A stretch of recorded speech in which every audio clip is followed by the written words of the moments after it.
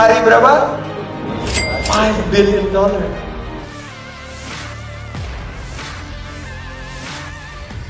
Kenapa konflik Rusia dan Ukraina diprediksi berlangsung lama?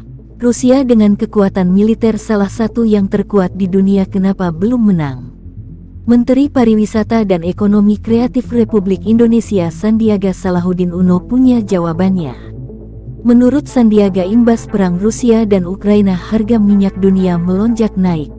Meski Rusia menjual harga minyak di bawah harga pasar, masih negara yang dipimpin oleh Putin ini tetap mengalami keuntungan mencapai 6 miliar dolar per hari atau 89 triliun rupiah per hari. Sandiaga Uno memprediksi perang ini berlangsung lama karena Rusia masih untung. Bahkan Sandiaga Uno menyebut Rusia menawarkan minyak murah ke Indonesia.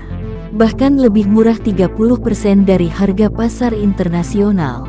Tapi Rusia kan nawarin ke kita. India udah ngambil nih. Harganya lebih murah 30% dari harga pasar internasional, kata Sandiaga, dikutip dari akun Instagram pribadinya, Minggu 21 Agustus.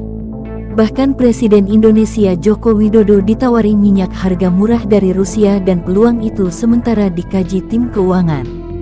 Risikonya, Indonesia bisa diembargo Amerika Serikat jika menerima tawaran Rusia. Peluang tersebut masih dikalkulasi secara matang tim ekonomi Indonesia.